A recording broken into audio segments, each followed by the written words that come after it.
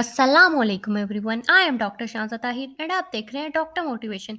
आज की वीडियो का टॉपिक है how much practice is required for MDCAT. अगर आप चैनल पर नए हैं तो जल्दी से चैनल को सब्सक्राइब कर दें।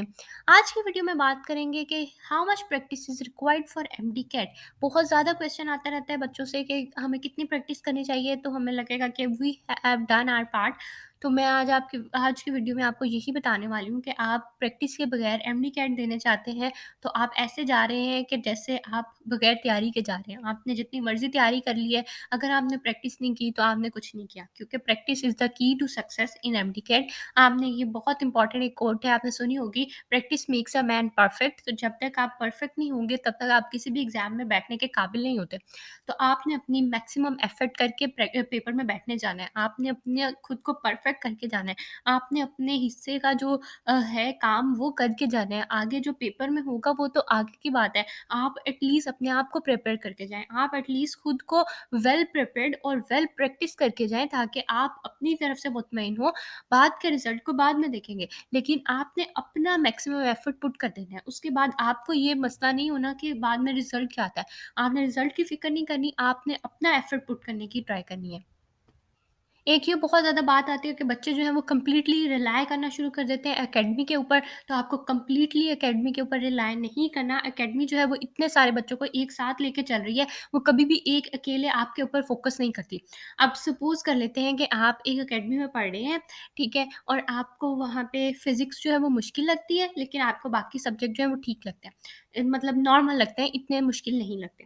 लेकिन वहाँ पे जो लेक्चर हो रहे हैं, वहाँ पे 60 की मिनिमम क्लास होती है, 60 बच्चों को वो एक ही टीचर ने पढ़ाना है, उसने अपने ही स्टाइल से पढ़ाना है, उसने नहीं आपको फ़ोकस करना है कि आपको इसमें मुश्किल हो रही है या आपको ये टॉपिक बहुत मुश्किल से आता है या आपको ये डिफ़िकल्ट लगता है। उसने अपने एक नॉर्मल लेवल पे ही पढ़ाना है, जिसमें सब बच्चों को उसने लेके चलना है। उसने आप पे अकेले पे फ़ोकस नहीं करना उस 60 बच्चों की क्लास में, ठीक है? तो वो फ़ोकस जो है वो एकेडमी नहीं करती, वो फ़ोकस आपको खुद पर करना है। आपको घर आकर खुद को एनालाइज़ करना है। आपने लेक्चर ले लिया, आपने घर आके उसको बुक से पढ़ना है, आपने उसकी प्रैक्टिस करनी है। आपको नहीं समझ आ रहा, आप यूट्यूब से कोई लेक्चर ले सकते हैं। आपको फिर समझ नहीं आ रहा, आपने नेक्स्ट डे कॉलेज जाना है या एकेडमी जाना है, आपने जाके उन टीचर से डिस्कस करना है कि सर मुझे ये मसला है या मुझसे ये समझ नहीं आ रहा। आपने उनसे डिस्कस करना है और आपने उसी टाइम उसको क्लियर करना है। ये नहीं होना कि आपने अभी सोच लिया कि ठीक है ये टॉपिक गुज़र गया है, मैंने आज छुट्टी कर ली थी, मेरी तबीयत ठीक नहीं थी और मैंने ये टॉपिक गुज़र गया, अब जब इसका टेस्ट होगा तो मैं तब तैयार कर लूँगा। ऐसा नहीं है, आपने साथ के साथ लेके चलना है। अगर आप इस तरह से करेंगे तो आपका सिलेबस जमा होता जाएगा और बाद में आपके ऊपर एक बर्डन आ जाएगा और फिर आपसे कुछ भी टैकल नहीं होना, फिर आप पैनिक कर जाएँगे। तो इस तरह की जो बातें हैं वो आपने बिल्कुल नहीं करनी। नेक्स्ट पर बात करते हैं कि how much practice I did. बात कर रहे थे कि हम मैंने कितनी प्रैक्टिस की थी, तो I joined step academy and मैंने स्टेप के साथ-साथ किप्स को भी प्रैक्टिस किया था। मैं दोनों को लेकर चली थी। मैंने स्टेप को भी प्रैक्टिस किया था, मैंने स्टेप के टेस्ट भी दिए थे, मैंने किप्स के टेस्ट भी प्रैक्टिस किए थे।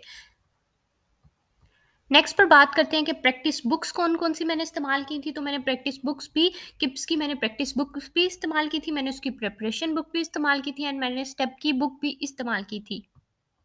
नेक्स्ट पर बात कर लेते हैं कि मैंने पास्ट पेपर्स कितने इस्तेमाल किए थे। तो मैंने लास्ट 10 इयर्स के पास्ट पेपर इस्तेमाल किए थे यूएचएस के एंड मैंने कुछ-कुछ नम्स के पास्ट पेपर भी यूज़ किए थे एज़ अ प्रैक्टिस।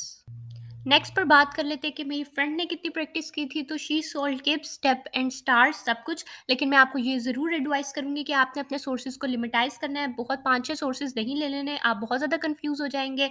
लेकिन आपने 2 से ज़्यादा सोर्सेज़ रखने हैं अपने, 2 मिनिमम रखने हैं। That is all from my side. Thank you so much. अगर आपका कोई क्वेश्चन है तो आप कमेंट कर सकते हैं। Thank you so much.